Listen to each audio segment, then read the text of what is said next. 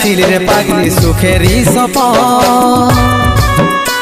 আজ কি কারণে ভাঙলি মন তোর কি ছিলি রে দুশ্মন তুই স্বামীর ঘরে যারে সাথী থাকি সুখে